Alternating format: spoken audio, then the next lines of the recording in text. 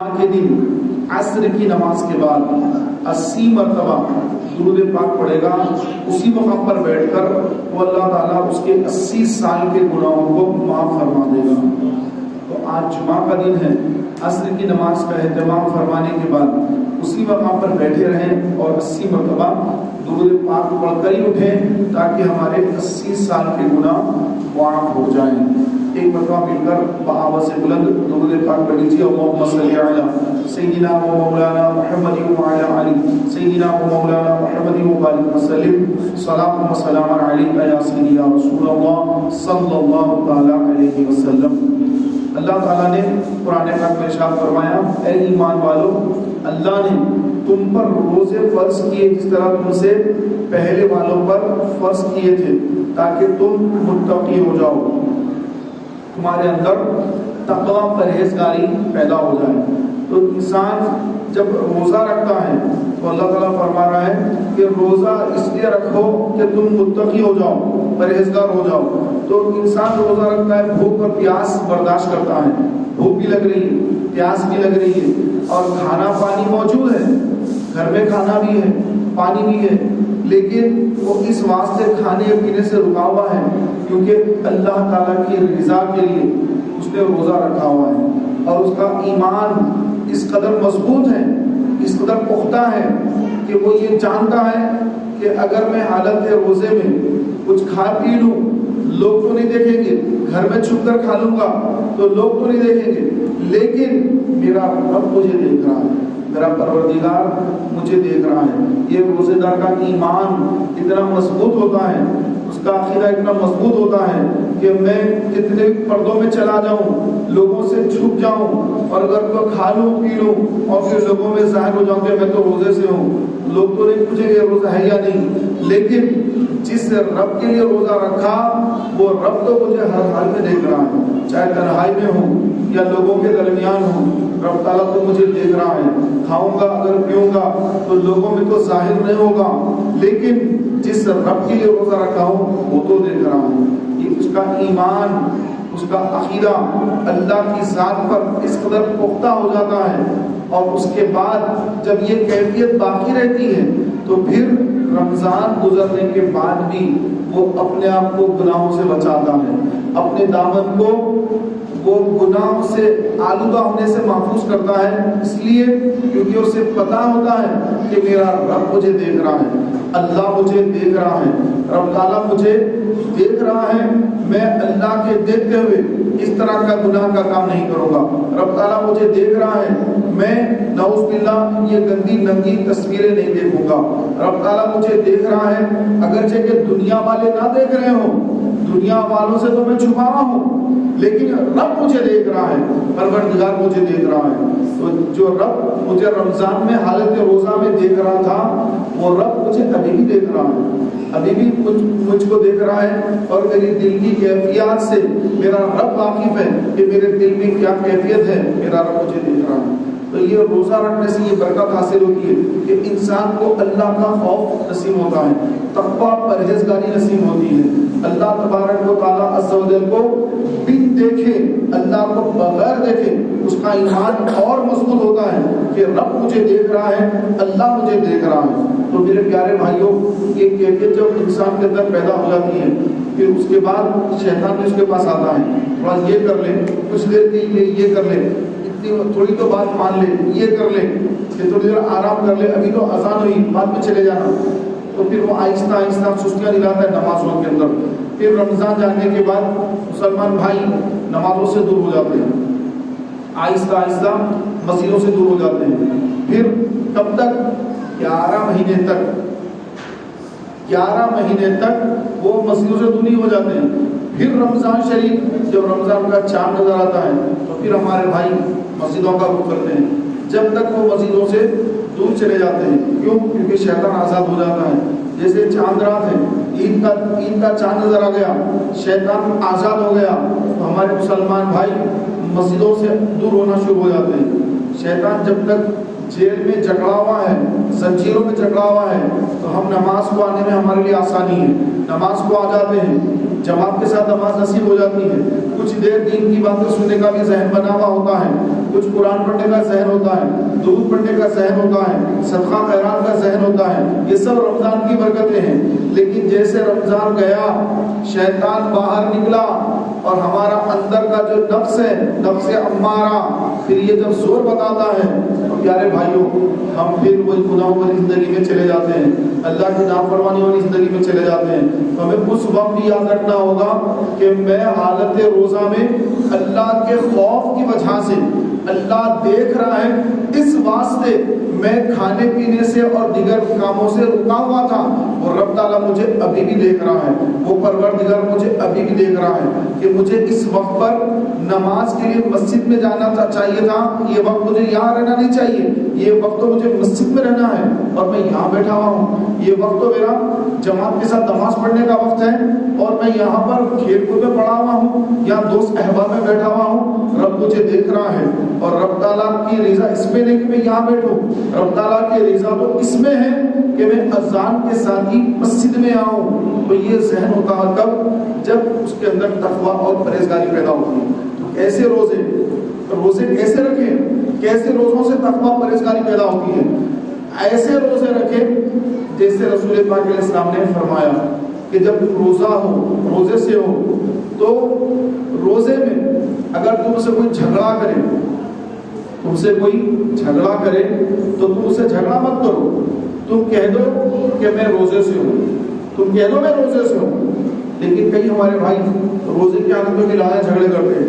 گالی گلوچ کرتے ہیں، مار پیٹ کرتے ہیں، طرح طرح کی حرکتیں کرتے ہیں، تو ان کو روزے کی جو برکتیں حاصل ہونا ہے وہ برکتیں حاصل نہیں ہو سکتی۔ تو روزے کی برکتیں کب حاصل ہوتی ہے؟ کہ جب مسلمان روزہ رکھے، روزہ رکھنے کے بعد اپنے آپ کو گناہوں سے بچانے کا ذہن بنا لے، جیسے غیبتیں کرنا، روزے کی حالت میں چغلی کرنا، غیبت کرنا یا جھوٹ بولنا،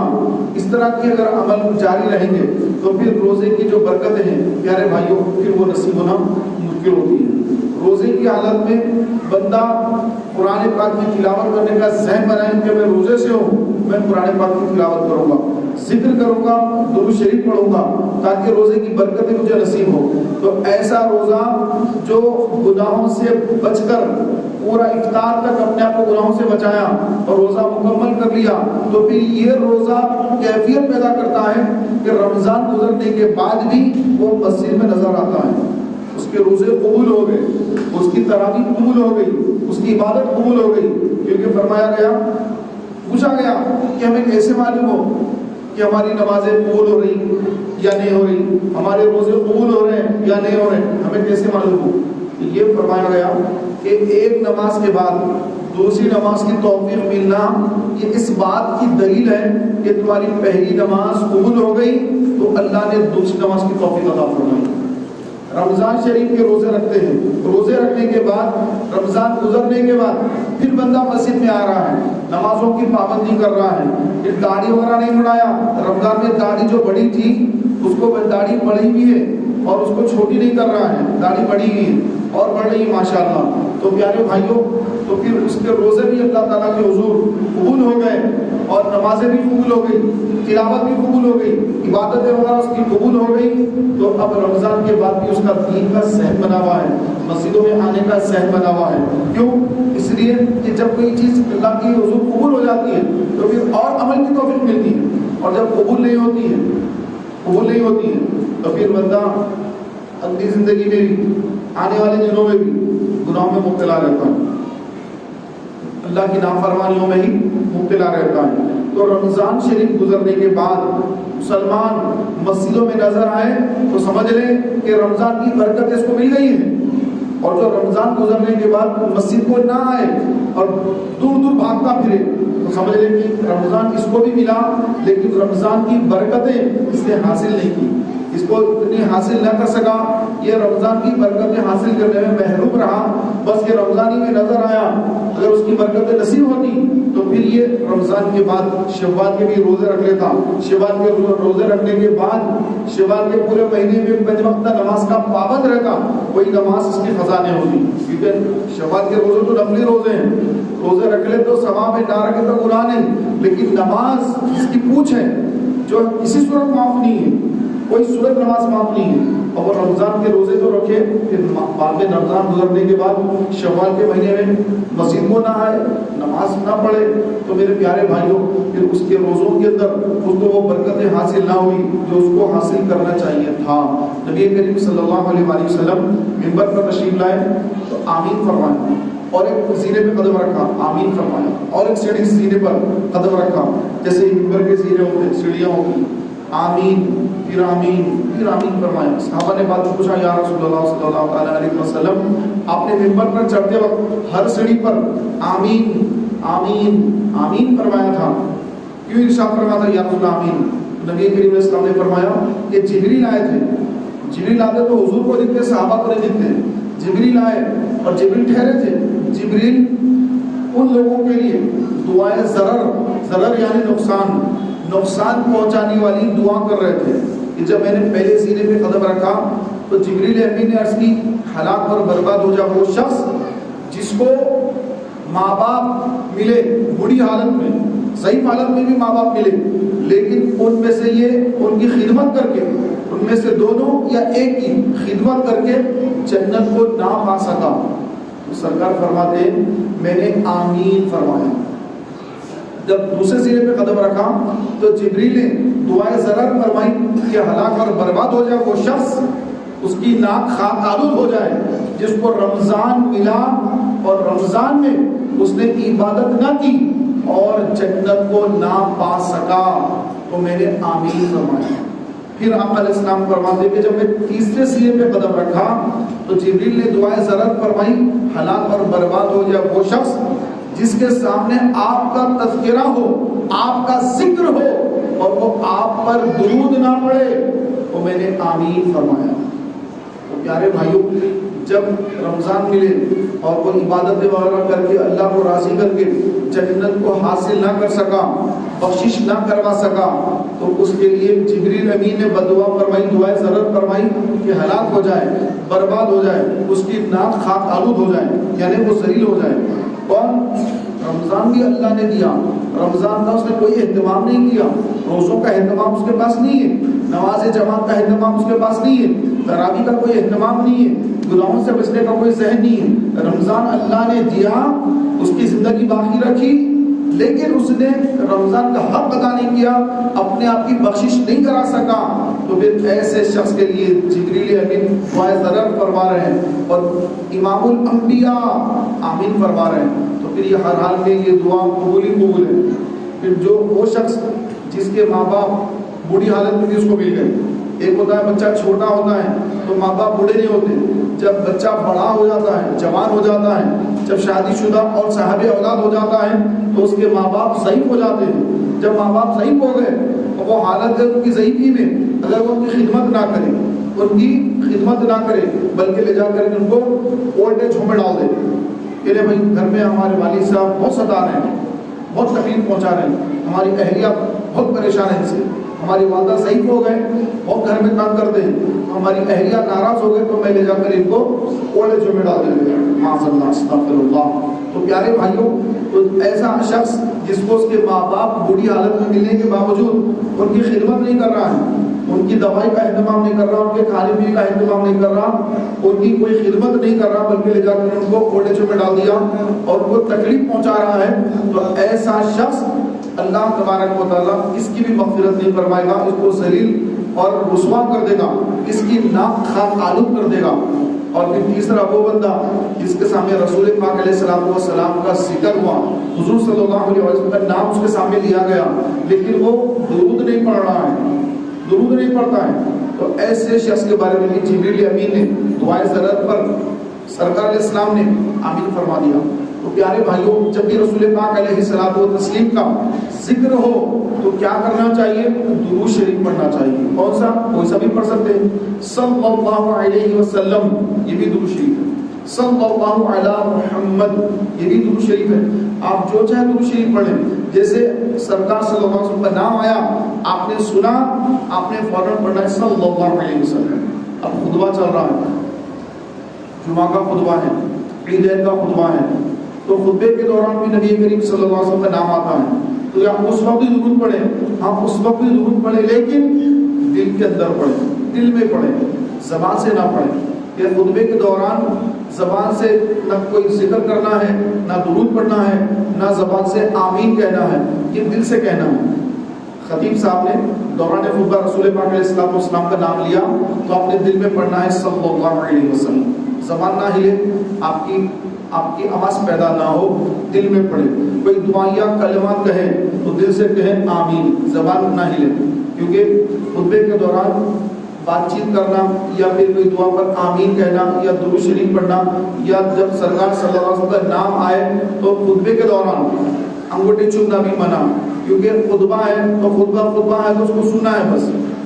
اس سے ہٹ کر اذان ہو رہی ہے۔ جب رسول پاک علیہ السلام کا نام آئے اشہد ان محمد رسول اللہ، اس وقت آپ ضرور اپنی انگوٹھوں کو چوم کر اپنی آنکھوں سے لگائیں اور درود شریف پڑھیں صلی اللہ علیہ یا رسول اللہ، قرۃ عین کا یا رسول اللہ، یا رسول اللہ میری آنکھوں کی ٹھنڈک آپ ہی سے ہے۔ تو یہ اذان کے وقت، اقامت کے وقت، اسی وقت جو ہے یہ انگوٹھوں کو چومنا ہے۔ عام طور پر بھی اگر کوئی درود شریف پڑھ رہا ہے یا رسول پاک علیہ السلام کا نام آ رہا ہے، کوئی محفل میں بیٹھے ہوئے ہیں، اجتماع میں بیٹھے ہوئے ہیں، تو جب آپ حضور علیہ السلام کا نام آیا آپ نے انگوٹھے چومے، درود پڑھا، بہت اچھی بات ہے۔ لیکن جب قرآن پاک پڑھا جا رہا ہو محمد رسول اللہ والذین معه اشداء علی الکفار رحماء بینہم، یہ قرآن پاک میں 4 مرتبہ رسول پاک کا نام آیا محمد، حضور علیہ السلام کا نام اسم گرامی محمد، یہ قرآن پاک میں 4 مرتبہ آیا۔ تو جب قرآن پاک میں رسول پاک علیہ السلام کا نام آئے گا تو اس وقت بھی بات انگوٹھے چوم لیتے ہیں، تو نہیں بھائی قرآن پڑھ رہے ہیں، اس وقت رسول پاک علیہ السلام کا نام آیا تو آپ نے قرآن کو سننا ہے، اس وقت کوئی عمل نہیں کرنا ہے۔ تو جب انگوٹھے چومنا ہی منع ہے تو قرآن پڑھا جا رہا ہے، لوگ کھیل کود میں مصروف ہوتے ہیں، کاروباری باتوں میں مصروف ہوتے ہیں، تو جب قرآن پڑھا جائے، اللہ کا کلام، خالق کا کلام پڑھا جائے، ہر کام کو موقف کر کے اس کو سننا چاہیے، یہ حکم دیا گیا۔ تو پیارے محترم بھائیوں، کوئی بھی ذکر کرے، کیونکہ ابھی ذکر میں نے یہ کیا کہ خطبے کے دوران اگر رسول پاک علیہ السلام کا نام آ جائے تو زور سے درود نہ پڑھے بلکہ دل میں درود پڑھے، تو یہ خطبے کے دوران ہی ہے۔ اس سے ہٹ کر آپ جب بھی نماز پڑھیں، قرآن پڑھیں، ذکر کریں، درود شریف پڑھیں، الغرض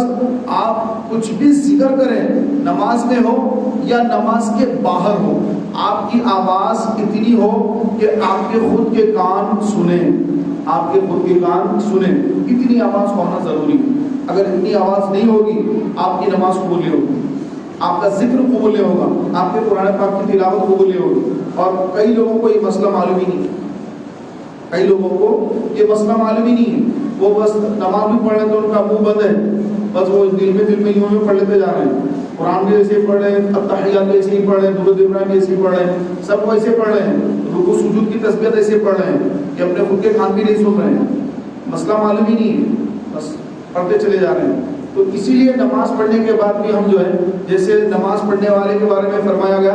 ان الصلاۃ تنہی عن الفحشاء والمنکر، کہ بے شک نماز بری باتوں سے، بے حیائی سے روکتی ہے،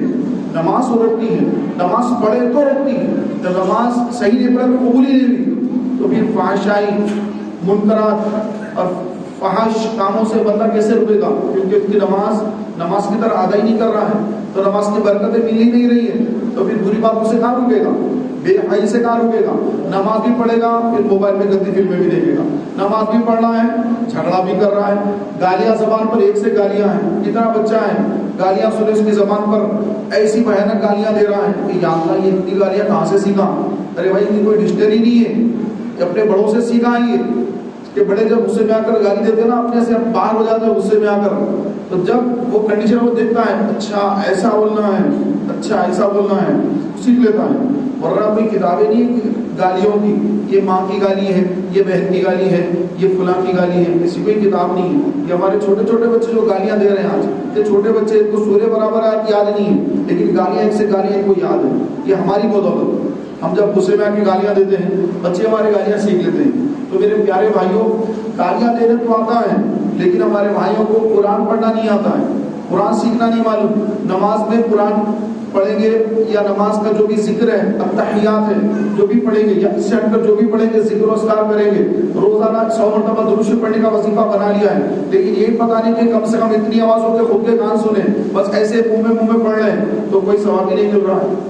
تو کبھی بھی ذکر کریں، جب بھی ذکر کریں، جب بھی درود پڑھیں، جب بھی قرآن پڑھیں، جب بھی نماز پڑھیں، الغرض جب بھی کوئی آپ ذکر و اذکار میں ہو، آپ کی آواز اتنی ضرور ہو کہ آپ کے بولے ہوئے الفاظ آپ کے خود کے کان سنیں، دوسرے والے نہ سنیں۔ اتنی زور زور سے نہیں کہ تحیات پڑھیں، ادھر بازو والے جو پریشان ہے کہ بھائی یہ کیا تحیات پڑھا، میں بول رہا ہوں کہ زور زور سے پڑھ رہا ہے، اب لیکن مول صاحب بولے تھے میں جمعے میں تو میں سن کے زور سے پڑھا، تو ایسا مسئلہ نہ کر دیں، سمجھیں پہلے مسئلہ کیا ہے۔ تو آپ کے خود کے ساتھ کان اس کو سنیں، اتنی آواز میں آپ کا پڑھنا لازم ہے، ورنہ آپ کی نماز ہی نہیں ہوگی۔ تو پیارے بھائیوں، جب کبھی نماز پڑھیں تو غور کر لیں کہ آپ کی آواز کتنی آ رہی، آپ کے خود کے کان سن پا رہے ہیں یا نہیں، خود کے کان ہی نہیں سن رہے ہیں تو پھر نماز گئی آپ کی۔ تو یہ مسئلہ آپ اپنے ذہن میں رکھیں اور اپنے گھر والوں کو، دوست احباب کو بھی مسائل بتاتے رہیں۔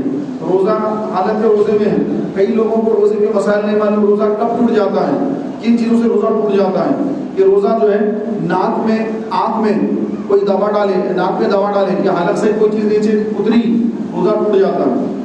کان میں روزہ، کان میں اگر تیل ڈالے، دوا ڈالے تو روزہ نہیں ٹوٹتا۔ پہلے یہ تھا کہ پہلے کے جو ہمارے فقہا تھے، پہلے کے فقہا، انہوں نے یہ مسئلہ لکھا تھا باہر شریعت میں بھی، دیگر کتابوں میں بھی، پہلے کے علماء نے یہ لکھا کہ کان میں اگر کوئی چیز ڈالی تو وہ حلق کے نیچے اتنی اگر روزہ ٹوٹ گیا۔ لیکن ابھی جدید سائنس نے یہ بتایا کہ یہ جو کان ہے، یہ کانوں کے جو پردے ہیں، یہ کانوں کے پردے، یہ حلق سے اس کا کنسرٹ نہیں ہے، جس کو منفخ کہا جاتا ہے، گزرنے کا راستہ۔ تو یہ کان سے حلق میں گزرنے کا کوئی راستہ نہیں ہے۔ یہ جدید سائنس کی ترقی نے یہ بتایا کہ کان سے لے کر کے حلق کا کوئی راستہ نہیں ہے۔ البتہ آنکھ کے ذریعے، ناک کے ذریعے منفذ ہے کہ جو حلق کے نیچے کوئی چیز اتر جاتی ہے۔ اگر آنکھ میں دوا ڈالی پھر وہ حلق میں اترے گی، ناک میں دوا ڈالی حلق میں اترے گی، کان میں دوا ڈالی حلق میں نہیں اترے گی۔ یہاں سے یہ پیک ہے، بند ہے، یہاں سے حلق کی طرف نہیں ہے گی کوئی چیز۔ تیل ڈالا، دوا ڈالی، کوئی بھی ڈراپ ڈالا کان میں، روزہ نہیں ٹوٹا، بند ہے۔ ہاں وہ شخص جس کا کان کا پردہ پھٹ گیا، بعض لوگ کان کے پردے پھاڑ لیتے ہیں، کانوں میں جو ہے وہ بڈس کرتے ہیں، بڈس ایسے ایسے جو پھرایا کان کے پردہ پھٹ گیا، یہ یوں نہاتے آ کے جو دنان بڈس پھراتے کانوں میں، کان کے پردے پھٹ جاتے ہیں۔ کان کا اگر پردہ پھٹ گیا اور پھر تیل ڈالا یا دوا ڈالی یا غسل کیا، پانی اندر چلا گیا، روزہ ٹوٹ گیا، روزہ ٹوٹ گیا۔ تو آپ اپنے روزوں کو بچانے کے لیے حالت روزے میں اگر آپ نے غسل کرنا ہے کہ نہیں بھائی میں تو غسل روزے کی حالت میں بھی کرتا ہوں، تو بالکل کر سکتے ہیں، حالت روزہ میں غسل کر سکتے ہیں، عصر کے بعد بھی غسل کر سکتے ہیں، کوئی مسئلہ نہیں ہے۔ لیکن شرط یہ ہے کہ آپ کے کانوں کے پردے پھٹے نہ ہو۔ کوئی بھی کان کا یہ پردہ یا یہ پردہ کان کا پھٹا ہوا ہے اور آپ نے غسل کر لیا حالت روزے میں اور پانی اندر چلے گیا، آپ کا روزہ ٹوٹ گیا، آپ کو خبر بھی نہیں ہے، آپ سمجھ رہے کہ میں تو کوریہ رکھ رہا ہوں، میدان محشر میں جب آئیں گے تو فرشتے بتائیں گے آپ کا یہ روزہ نہیں ہوا، یہ بھی روزہ نہیں ہوا، یہ بھی روزہ نہیں ہوا۔ ارے کیوں نہیں ہوا؟ آپ کا کان پڑا ہوا تھا اور پانی اندر چلا گیا تھا، آپ نے مسئلہ معلوم کب کیا، علماء کے پاس بیٹھے کب؟ رمضان آنے سے پہلے رمضان کے مسائل، روزے کے مسائل معلوم کر لیے تھے، رمضان گزر بھی رہا تھا، آپ نے کبھی عالم دین کے پاس بیٹھ کر روزے کے مسائل معلوم کیے تھے کہ روزہ کن باتوں سے ٹوٹ جاتا ہے؟ آپ نے تو یہ سمجھا کہ بس میں بھوکا رہوں گا تو روزہ ہو جائے گا؟ نہیں، بھوکے پیاسے رہنے کے ساتھ ساتھ احکام الہی پر عمل کر کے روزے کو بچانا ہوگا۔ روزے کو نہیں بچائیں گے بس یہ سمجھ رہے ہیں کہ بس صبح سے شام تک بھوکے رہنا اسی کا نام روزہ، تو نہیں، روزہ اس کا نام ہے کہ اللہ تبارک و تعالیٰ عز و جل کی رضا کے لیے اس کے سارے شرائط، شریعت کے سارے شرائط کو سامنے رکھ کر روزہ رکھیں گے تو ایسا روزہ اللہ کی بارگاہ میں قبول ہے۔ کہ بھوکے پیاسے رہنے کا نام روزہ نہیں۔ تو پیارے بھائیوں، یہ سارے مسائل سیکھنا ضروری ہے۔ اگربتی لگی ہوئی ہے، اگربتی دھواں نہیں کر رہا ہے، روزے دار بیٹھا ہوا ہے سامنے، روزے دار اگربتی کی خوشبو سونگ رہی ہے، دھواں ایسے سونگا، وہ اندر حلق کے اندر چلا گیا، روزہ ٹوٹ گیا۔ لیکن اگر اگربتی حال میں لگی ہوئی ہے اور آپ وہاں پر بیٹھے ہوئے اور پورے حال میں تو دھواں پھیلا ہوا ہے، اور وہ اگر دھواں پھیلا ہوا ہے پورے ہال میں اگر اور تھوڑا سا اگر وہ گیا تو علماء نے لکھا کہ اس سے فرق نہیں پڑے گا, روزہ نہیں ٹوٹے گا. لیکن اگر اگربتی سامنے ہی ہے, اس کی خوشبو سونگنے کے لیے اگر اس کو کھینچا, روزہ ٹوٹ گیا. اسی طرح انہیلر لیا, بعض لوگوں کو پھیپھڑوں میں پریشانی ہوتی ہے, بیماری وغیرہ ہوتی ہے, انہیلر لینا پڑتا ہے, ناک میں لگا کے کھینچنا پڑتا ہے, ایسے کھینچنا پڑتا ہے. ایسے انہیلر لگایا, کھینچا تو روزہ ٹوٹ گیا. اسی طرح نیبولائز کرتے ہیں, بچوں کو, چھوٹے بچوں کو, بڑوں کی نیبولائزیشن کرتے ہیں تو اس سے بھی روزہ ٹوٹ جاتا ہے. تو پیارے بھائیوں, ان باتوں سے روزے میں اپنے آپ کو بچانا ضروری ہے, ورنہ اتنی محنت کر کے, اتنے اب گرما اسٹارٹ ہو رہا ہے, اتنے گرمیوں کے روزے ہمارے کہیں برباد نہ ہو جائیں, تو یہ روزے کے لیے ضروری ہے. اب دانت میں جو ہے کھانا وانا کھایا, گوشت کھا لیا سحری میں, دانتوں میں گوشت کے ریشے پھنس گئے, گوشت کے ریشے داڑھوں میں پھنس گئے, پان کھا لیا, چھالیاں وغیرہ ہے وہ داڑھوں میں پھنس گئی, اب کیا کرے؟ تو فرمایا گیا اپنی زبان سے ہی, اپنی زبان سے اگر داڑھوں میں چیز پھنسی ہوئی تھی اس کو زبان پھرا پھرا کر اندر سے اس کو پھر نگل لیا, داڑھوں میں سے زبان کے ذریعے نکال لیا اور نگل لیا, اور وہ جو چیز اندر چلی گئی, داڑھوں میں پھنسی تھی, زبان کے ذریعے اندر چلی گئی. اب وہ کتنی ہونی چاہیے؟ اگر وہ ایک چنے کے برابر ہے, چنے کے برابر یا چنے سے بڑی ہے, روزہ ٹوٹ جائے گا. چنے سے چھوٹی ہے, چنا جو ہوتا ہے چنے سے چھوٹی ہے اور آپ نے اس کو نگل لیا, روزہ نہیں ٹوٹا,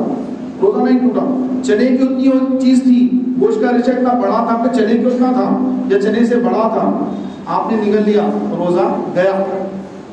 چنے سے چھوٹا ہے, نگل لیا, روزہ نہیں گیا, روزہ محفوظ ہے. اور اگر چنے سے چھوٹی چیز تھی, آپ نے اس کو کاڑی وغیرہ کر دیا, زبان سے باہر نکال دیا, پھر نگل لیا, روزہ گیا. منہ کا منہ میں اگر اندر کا اندر نگل لیا, چنے سے چھوٹا تھا, روزہ نہیں ٹوٹا. لیکن چنے سے چھوٹا تھا, وہ چیز باہر نکالی, گوشت کا ریشہ یا چھالیاں وغیرہ منہ سے باہر نکال کے دیکھا, ارے یہ تھا, اچھا, پھر نگل لیا, روزہ گیا. تو پیارے محترم بھائیوں, روزوں کے بہت سارے مسائل ہیں. بعض لوگ پوچھتے ہیں کہ بھائی ہم کو شوگر ہے, شوگر ٹیسٹ کرا سکتے نہیں کرا سکتے, حالت روزہ میں شوگر ٹیسٹ کرا سکتے نہیں کرا سکتے. تو پیارے بھائیوں, روزہ جو ہے وہ حلق کے نیچے کوئی چیز اترے تو روزہ ٹوٹتا ہے. تو یہ انجیکشن وغیرہ لے رہے ہیں یا ٹیسٹ کروا رہے ہیں, شوگر کا ٹیسٹ کرانے کے لیے بلڈ لے رہے ہیں, تو شوگر کا ٹیسٹ کرانے کے لیے بلڈ لیں گے, روزہ نہیں ٹوٹے گا. آپ کو کوئی بیماری ہو گئی, روزہ حالت روزہ میں انجیکشن لینا چاہ رہے ہیں, تو بعض علماء نے منع بھی کیا. علماء کا اس میں اختلاف ہے. چند علماء کہتے ہیں کہ حالت روزہ میں انجیکشن لینا جائز نہیں. ان کی دلیل یہ ہے کہ روزے انجیکشن لیں گے تو بھی ہاتھوں پیروں میں طاقت آئے گی, تو اس طرح انجیکشن منع ہے. اب جو علماء نے لکھا کہ انجیکشن لے سکتے ہیں,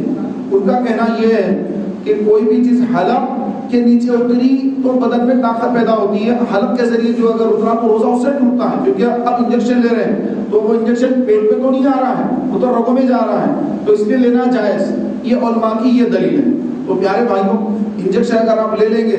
روزہ نہیں ٹوٹے گا, شوگر ٹیسٹ کرائیں گے روزہ نہیں ٹوٹے گا. البتہ آنکھوں کے لینسز ہوتے ہیں, بعض لوگ اینک لگاتے ہیں, بعض لوگ لینسز لگاتے ہیں. وہ لینسز جو ہے لکوڈ چیز میں رکھے ہیں, پانی میں رکھے ہوئے ہیں یا اور کوئی لکوڈ چیز میں وہ لینسز رکھے ہوئے ہیں, آپ نے وہ لیا, آنکھ میں لگا لیا, اس پہ لکوڈ ہے, پانی وغیرہ ہے, اب وہ پانی والے لینسز آپ نے لیے, لگا لیے, اب وہ پانی حلق کے نیچے اتر گیا, روزہ ٹوٹ گیا. تو حالت روزہ میں لینسز لگانے سے علماء نے منع فرمایا. اسی طرح پیارے بھائیوں, غسل کر رہے تھے, غسل کیا, لیکن حالت غسل کرنے کے بعد ایک جسم میں ٹھنڈک محسوس ہوئی, خنکی محسوس ہوئی, ٹھنڈک محسوس ہوئی, لیکن حلق کے نیچے کوئی چیز اتری نہیں, تو روزہ محفوظ ہے. بعض لوگ تھوکتے ہیں بار بار, ارے تھوک آ رہا بھائی, پھر تھوک نکلے تو روزہ ٹوٹ جائے گا. بار بار جاتے تھوک تھوک کے آتے رہتے, بار بار جاتے وضو خانے پہ تھوک کے آتے, ارے وضو یہ میرا روزہ ٹوٹ جائے گا. تو پیارے بھائیوں یاد رکھیے, تھوک یا بلغم نگلنے سے روزہ نہیں ٹوٹتا ہے. آپ کا ہی تھوک ہے, اپنی تھوک کو نکلنے سے روزہ کیوں ٹوٹے گا؟ روزہ نہیں ٹوٹے گا. ہاں, اس کو باہر نکال لیا, لیکن نعوذ باللہ ایسا تو کوئی کرتا نہیں, لیکن لکھا ہے کتابوں میں کہ کوئی چیز اسے باہر نکالی پھر نکلا تو اب روزہ ٹوٹا. تو بلغم نگل لیا, تھوک نگل لیا, روزے پہ کوئی اثر نہیں پڑا, روزہ بالکل نہیں ٹوٹا, روزہ سلامت ہے. بعض لوگ پوچھتے ہیں کہ بھائی ہجامہ حالت روزے میں ہجامہ کرانا کیسا؟ تو علماء نے یہ لکھا ہے کہ ہجامہ بھی کرا سکتے ہیں. ہجامہ کیا ہے کہ جو جسم کے اندر جو خون فاسد خون ہوتا ہے جو بیماریاں پیدا کرتا ہے تو وہ خون کو کھینچ لیا جاتا ہے اور یہ سنت مبارکہ ہے. اور اس کی تاریخیں ہیں 17 19 21 چاند کی 17 19 21 ان تاریخوں میں اگر کوئی مسلمان ہجامہ کراتا ہے تو اللہ کے رسول صلی اللہ علیہ وسلم نے فرمایا کہ وہ کئی بیماریوں سے اور جادو کے اثر سے محفوظ ہو جاتا ہے. تو یہ ہجامہ کرانا بھی سنت ہے. کیا روزے میں کرا سکتے ہیں یا نہیں کرا سکتے؟ تو پیارے بھائیوں حالت روزہ میں ہجامہ کرانا جائز ہے بشرط کہ آدمی کمزور نہ پڑ جائے. ہجامہ کراتے جو ہے اب ڈھیلا پڑ گیا, بیڈ پہ پڑ گیا, نماز ہو جانے کی طاقت نہیں ہے, اگر ایسی کنڈیشن پیدا ہو رہی ہے تو پھر حالت روزہ میں ہجامہ نہ کرائے. لیکن اچھا مضبوط گھٹ انسان ہے, اچھا مضبوط ہے, تو اب ہجامے سے اس کا خون نکالا گیا, اس سے کوئی فرق نہیں پڑ رہا, آنکھوں کے سامنے اندھیری نہیں چھا رہی ہے, کمزور نہیں ہو رہا ہے, اچھا مضبوط ہے, تو اس کے لیے جائز ہے. تو الغرض پیارے محترم بھائیوں روزوں کے, نماز کے, زکوٰۃ کے بہت سارے مسائل ہیں. ان تمام مسائل کو ہمیں ہر دم اس کو معلوم رکھنا چاہیے. جب رمضان کا مہینہ آئے روزوں کے مسائل یہ معلوم کرنا ضروری ہے. اللہ تعالیٰ کی بارگاہ میں دعا ہے کہ اللہ تعالیٰ ہم سب کو عمل کی توفیق عطا فرمائے, ہمارے روزوں کی